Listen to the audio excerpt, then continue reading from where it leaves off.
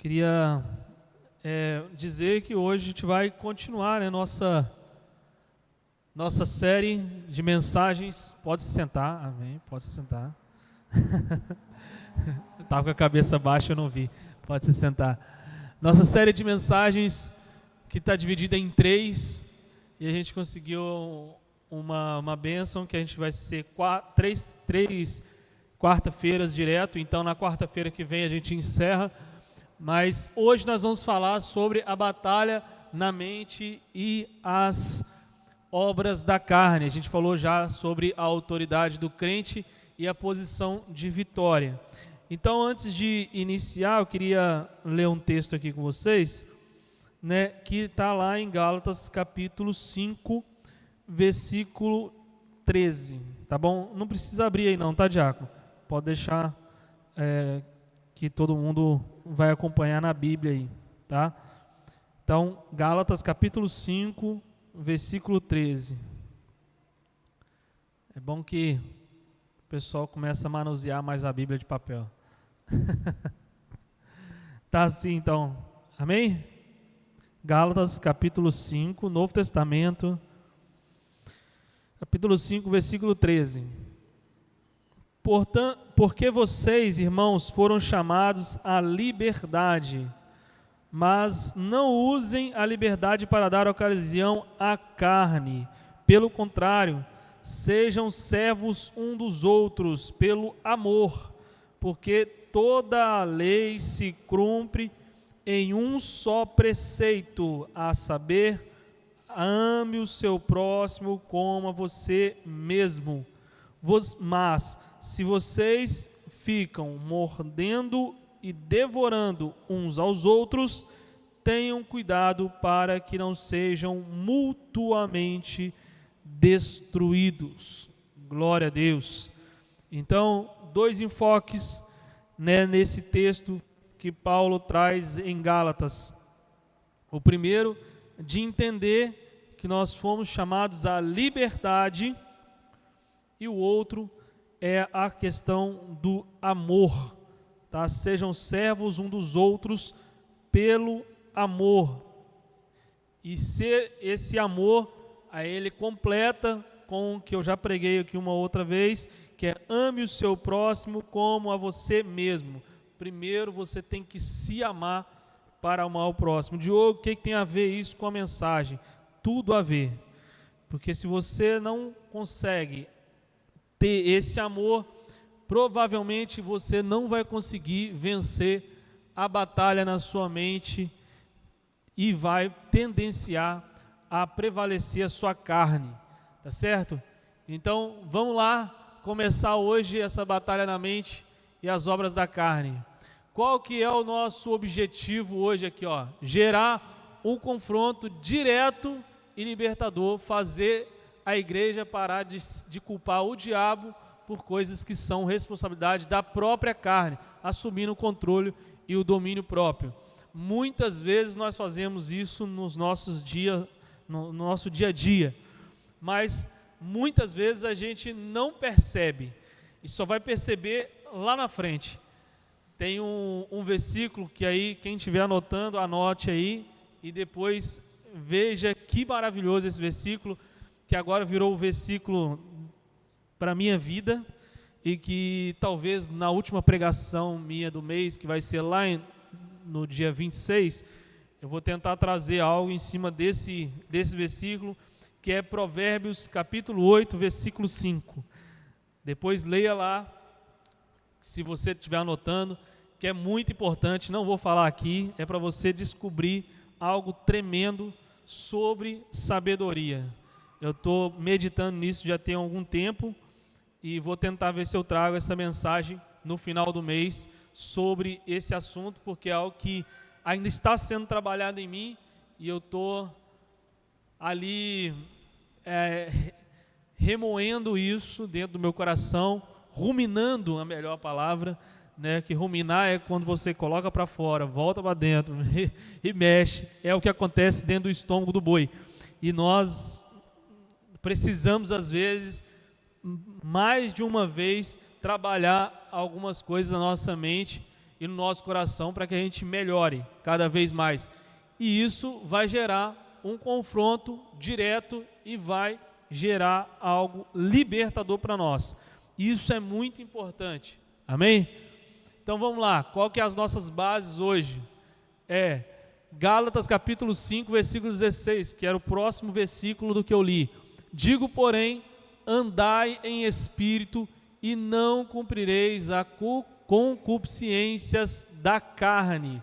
E também 2 Coríntios 10, 4, que diz: as armas da nossa milícia não são carnais, mas elas tendem sempre a se levantar. E vocês vão ver com os textos que eu trouxe mais para frente aí, que isso é muito do que a gente falou na primeira pregação. Porque é muito sutil, sugestões que vão nos dando a nossa mente, né, através dessa influência do diabo. Hoje nós vamos falar mais da influência que nós mesmos causamos em nós e no que nós falamos. Então é um outro viés e que muitas vezes a gente culpa o diabo. Mas hoje nós vamos ficar no que nós erramos, né, e não no que só o diabo nos induz. Então é muito mais fácil culpar o diabo pelas nossas falhas do que olhar no espelho e admitir que precisamos mudar. Hoje vamos aprender a desarmar a nossa própria carne antes que ela abra as portas do inimigo.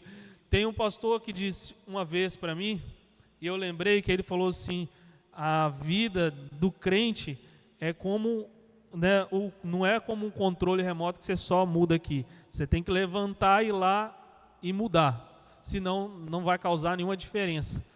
Então não vai ser ninguém que vai mudar por você, você mesmo que vai ter que mudar. Como mudar? Lendo a palavra de Deus. Por quê? Porque conheceis a verdade vos libertará. Esse é o propósito de ler a Bíblia. Quanto mais você lê, mais você consegue fazer disseca, né? Você consegue dissecar você e ver: eu não estou andando pela vontade de Deus, eu estou andando pela minha vontade. E quando eu ando pela minha vontade, a tendência é errar o alvo. Tá bom? Então, vamos lá. Então, o primeiro conceito aqui é a síndrome de Adão, que é a terceira culpa. Isso aí a gente já sabe, mas vamos relembrar. Desde Adão, o ser humano prefere culpar terceiros a assumir a responsabilidade de suas escolhas e atitudes. Quantas vezes você, fazendo um raciocínio lógico agora, você lembra que você culpou outras coisas, sendo que você não estava fazendo, ou que você estava deixando de fazer? Isso é muito normal acontecer nas nossas vidas, mas a gente tem que começar a mudar isso. E como que a gente, olha como que é o exemplo cotidiano que acontece, ó. É a pessoa que perde a paciência, destrói a paz do lar com gritos e depois diz: o diabo usou a minha boca, ou foi um espírito de ira. Ele nunca diz que realmente, por um minuto, por questões, sei lá, da minha cabeça, eu tenho que entender que eu errei. Desculpa, meu amor, desculpa, né? Vocês vão falar, não sei como é que vocês falam, né? Meu docinho, meu ursinho, não sei como é que vocês chamam a esposa de vocês, né? Mas você vai falar com a sua esposa: meu amor, eu errei, né, me exaltei aqui, desculpa. E isso é você assumir que realmente você errou. Quando você não faz isso, o que vai acontecer? Vai passar batido. No natural não vai acontecer nada, mas talvez o olhar, o ferimento que você causou na sua mulher, só mais para frente que você vai ver. O ferimento que você causou no seu filho, você só vai ver mais tarde. Ele não é visível no natural às vezes. Ou, às vezes, ela vai ficar emburrada, o seu filho vai ficar emburrado, não vai falar com você, talvez você perde a autoridade sobre ele. Tem várias coisas, mas quando você, que é muito doloroso fazer isso também, você chega na pessoa e pede perdão, é algo tremendo. Você entendeu o que você fez, e isso é muito importante, certo? E não ficar culpando o diabo o tempo todo. É você mesmo que causou. Você que passou no crédito, né, aquilo. Então a conta vai chegar. Não adianta pagar o mínimo, porque pagar o mínimo é o quê? entrar naquele ciclo vicioso. Eu peço sempre desculpa, eu peço desculpa, eu nunca peço perdão. Então eu nunca corto essa linha do tempo. Então vamos lá, o exemplo bíblico para isso, Jardim do Éden. Gênesis capítulo 3, versículo 12. Quando Deus confrontou Adão sobre o erro, a resposta dele foi: a mulher que tu me deste foi companheira, ela me deu da árvore e eu comi. Adão culpou a mulher, indiretamente culpou o próprio Deus, porque foi Deus que fez a mulher. A primeira coisa que Deus fez foi Adão, para ter relacionamento com ele. Quando Adão perde o relacionamento com ele, ele já entende, tem um erro aí. Isso aqui é na criação, mas isso é a mesma coisa nas nossas vidas, tá? Não adianta você achar que você tem comunhão com Deus fazendo várias coisas erradas. Não tem.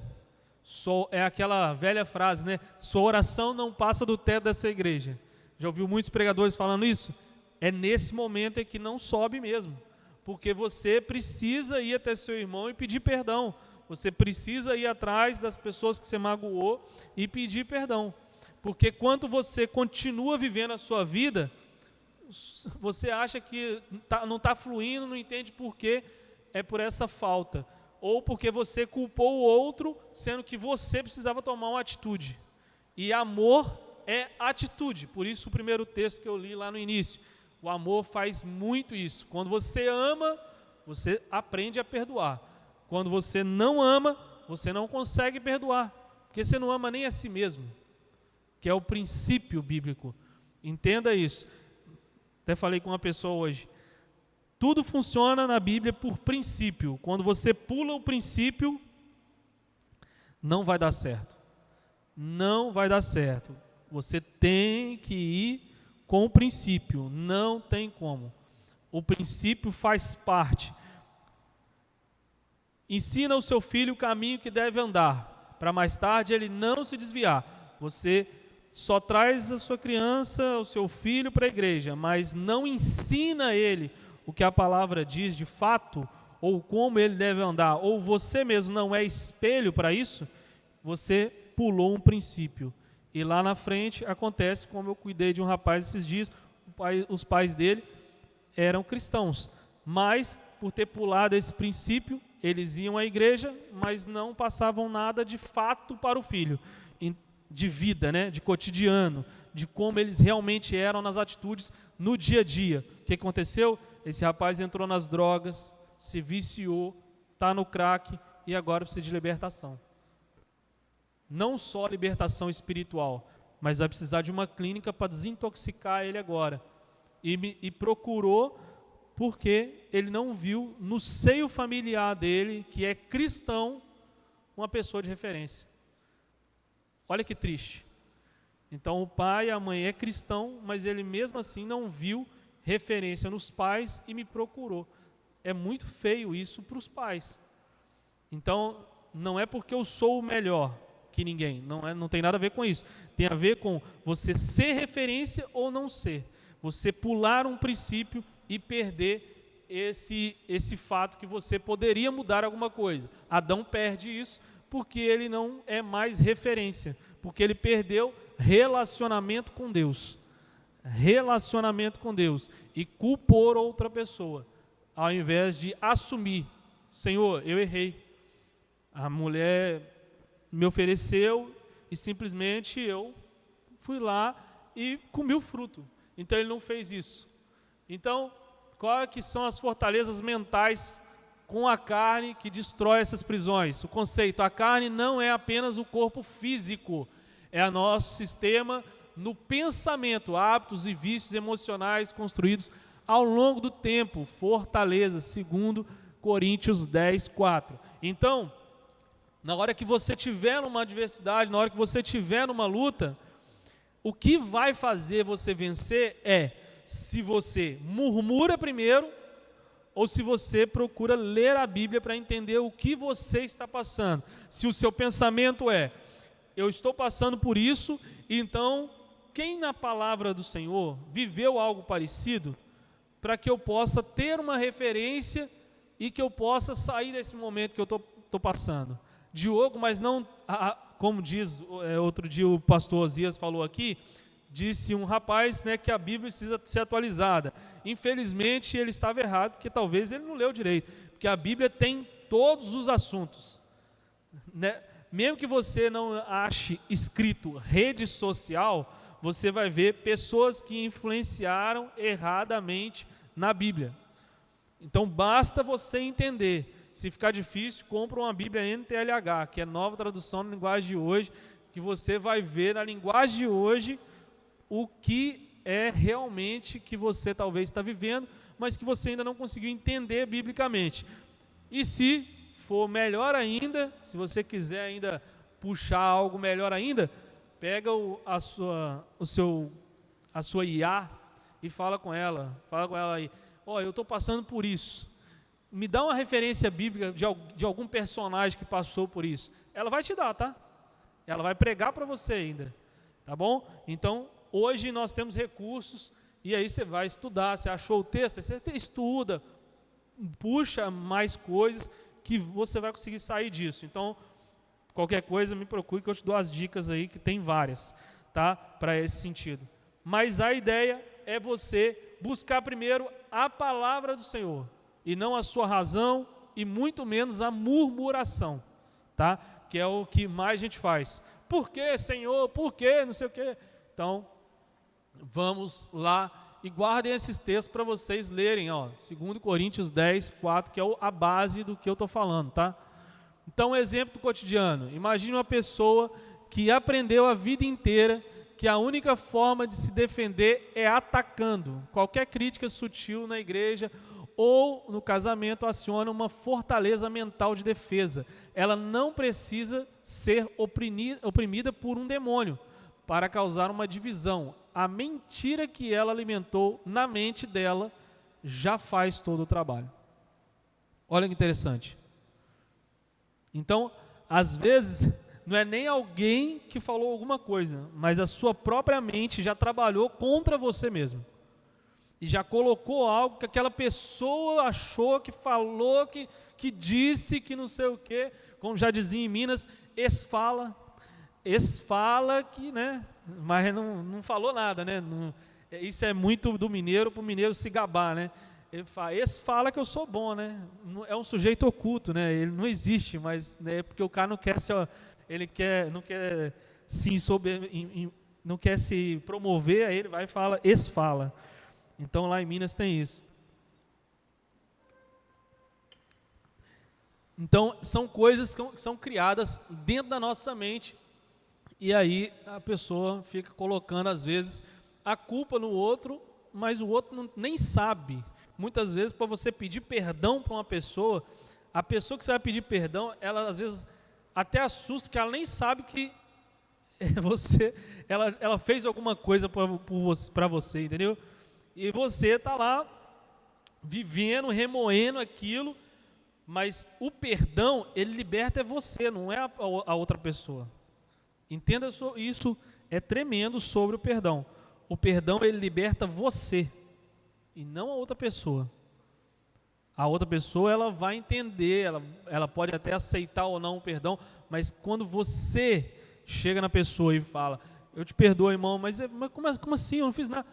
Eu te perdoo, irmão. É algo que eu estou aqui remoendo, preciso me limpar disso. Isso acontece muito com pessoas que negligenciaram, às vezes, os pais, e aí o pai está no leito de morte, a mãe está no leito de morte, e aí a pessoa vai lá e tem que pedir perdão. Ou, pior ainda, esse pai, essa mãe, ele falece. E aí não tem mais como pedir o perdão.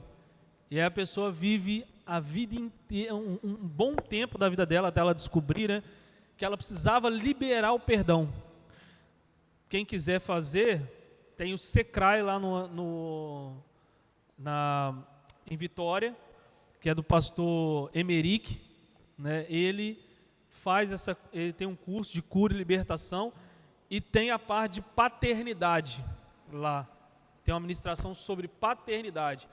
E quando é essa ministração sobre paternidade, é até com uma pastora, que eu esqueci o nome dela, bem famosa, que ela vem fazer, e quando ela, é uma juíza ela, quando ela faz essa ministração, tem pessoas que começam a chorar, caem em lágrimas, e nem ele mesmo sabe por que ele está chorando, mas é algo interno. Por quê? Porque talvez deixou de dar esse perdão. E quando você não consegue perdoar, principalmente pais, você vai ter dificuldade também para amar Deus, porque Deus é Pai. Então você vai ter algumas limitações. Mas enfim, isso é outra coisa, é só um adendo aí para quem quiser aprender mais. Exemplos bíblicos para isso: os 10 espias, lá em Números capítulo 13, 31 a 33. Ao olhar para a terra prometida, 10 espias disseram: éramos aos nossos próprios olhos como gafanhotos, o inimigo não precisou derrotá-los no campo de batalha. A mentira de incapacidade criada na mente deles derrotou o povo antes mesmo de desembainharem a espada. Então eles não tinham nem tirado a espada para fora ainda, mas já criou um bloqueio na mente deles e simplesmente eles já estavam perdendo ali. Por isso que só quantos espias realmente voltaram com a resposta de coragem? Só 2, de 12. Né? Porque 10 viram gafanhotos, a mente bloqueada. Então nunca é sobre também muita quantidade, tá? É sobre sempre qualidade, sempre quem está mais embasado. Se é o Senhor dos Exércitos que está comigo, eu não tenho que temer. Se ele já está com isso dentro do coração dele, na hora que ele olha, ele já fala: venci. Quem está comigo é Deus.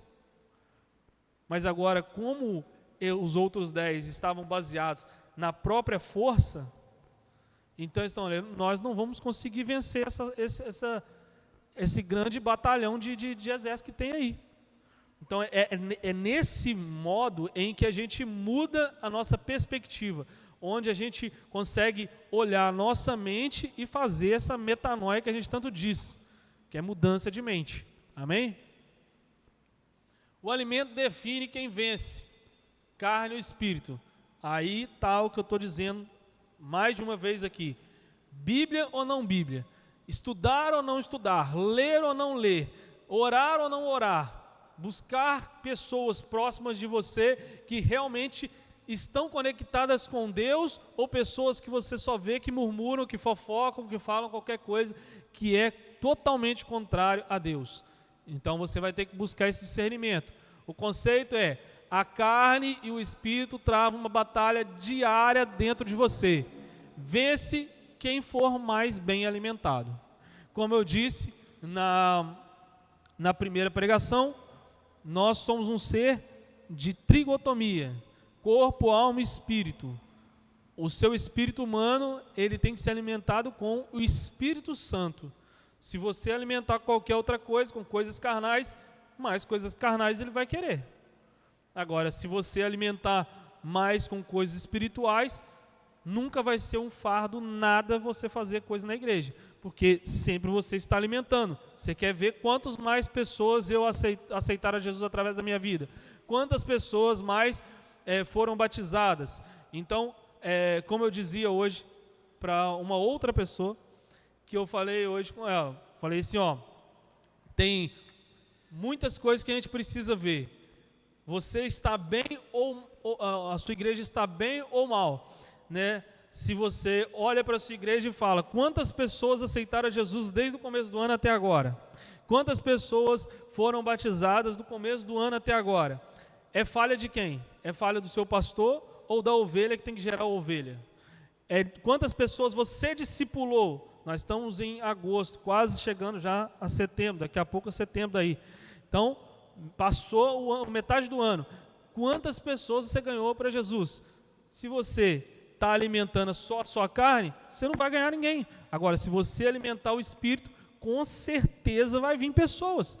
Nunca vai ser pelo seu pastor, é você que tem que pregar o Evangelho. ide pregar o evangelho lá, Marcos capítulo 16, versículo 15. É para todo mundo.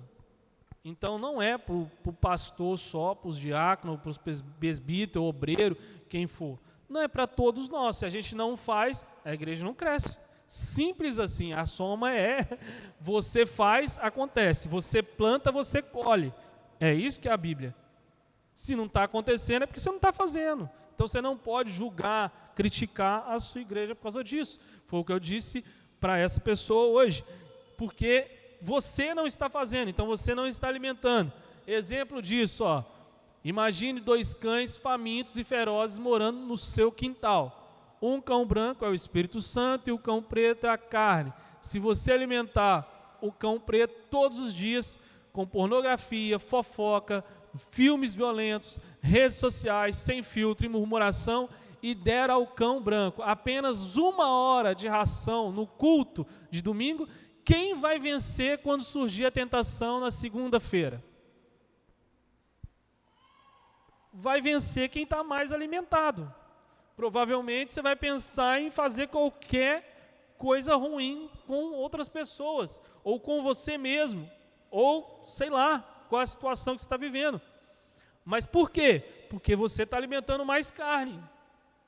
Quando você alimenta mais o Espírito, o seu domínio próprio fica melhor. Os seus frutos do Espírito, que está aqui em Gálatas capítulo 5 também, é mais para frente aqui. Eu não vou saber exatamente agora. Mas, enfim, né, os frutos do Espírito vão prevalecer. E é assim que os frutos essa parte é muito interessante, porque quando você lê e você busca a Deus com intensidade, o que você está fazendo com a sua vida é adubando essa árvore dos frutos do Espírito. É assim que você tem que pensar. Quanto mais você come da palavra, quanto mais você entende sobre Deus, mais você está adubando essa árvore dos frutos do Espírito. Quando você para de alimentar essa árvore, o que vai acontecer? Vai murchar e secar. E é o momento em que hoje você não joga água, amanhã você não joga água, e todo mundo aqui sabe, com uma planta normal, o que vai acontecer? Ela vai murchar, daqui a pouco vai ficar preta, daqui a pouco cai essa folha, e aí acabou. Você se dá conta? Não. Por quê? Porque você está muito atarefado com várias outras coisas, que não é a sua vida com Deus. E aí, quando você percebe, já foi. Eu sempre dou o mesmo exemplo. É como você pegar um mandril. É clássico exemplo. O mandril, toda vez que você liga ele e depois você desliga ele, ele roda por um período. Então a pessoa tem a tendência de achar que ela ainda está bem. Quando ela vê, ela já está longe, já se desligou há muito tempo. O relacionamento que a gente falou sobre Adão aqui, ó, já tinha se perdido. Ele foi se dar conta porque Jesus confrontou ele. Que Jesus não, Deus, né? Confrontou ele. Mas até gerar esse confronto, ele já estava perdido, ele já tinha errado, já não tinha relacionamento, ele já tinha vergonha.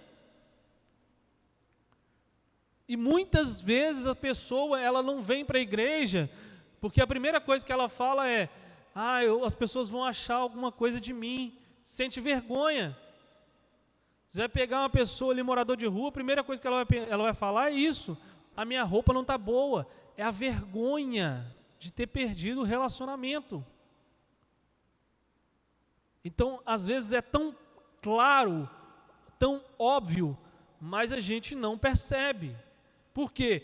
Porque somos nós que estamos nessa roda, que já se desligou, e ela vai rodando ainda, a gente achando que a gente ainda tem Deus, que a gente ainda acha que a gente está conectado, mas não está, já perdeu.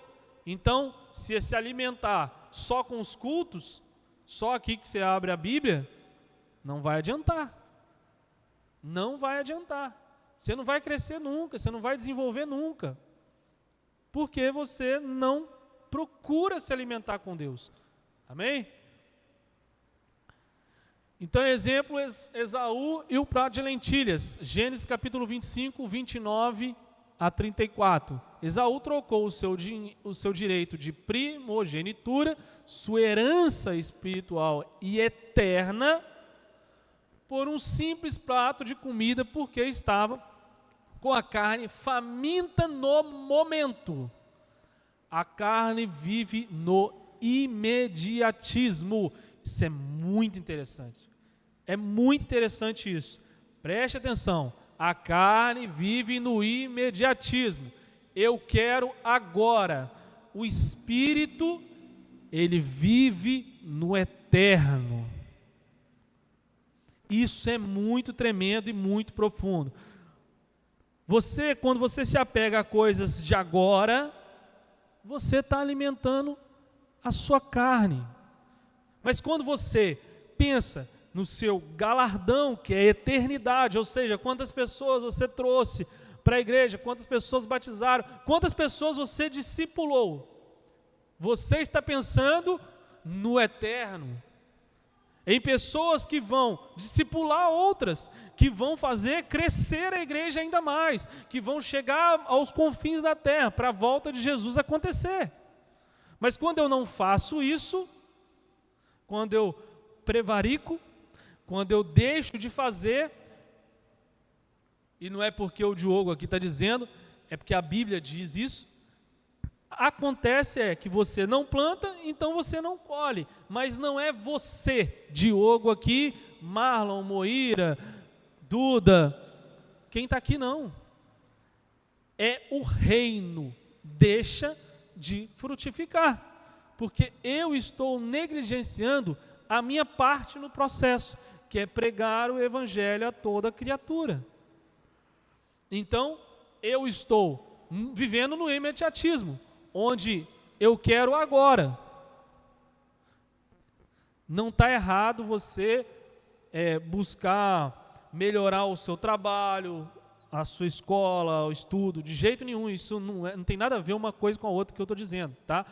Isso tem que ser feito, lógico, porque a gente sabe, tem dízimo e oferta na igreja, tem vários projetos na igreja, tem coisas que a gente vai precisar investir, o reino precisa do seu investimento, porque não vai funcionar, não vai vir um anjo aqui descer para as coisas acontecerem, mas, porém, todavia, tudo tem que ser para a honra e glória de Deus. Se não for, está errado. Não tem como, porque isso é o que a Bíblia diz, não é o que o Diogo diz. Vai brigar com a Bíblia.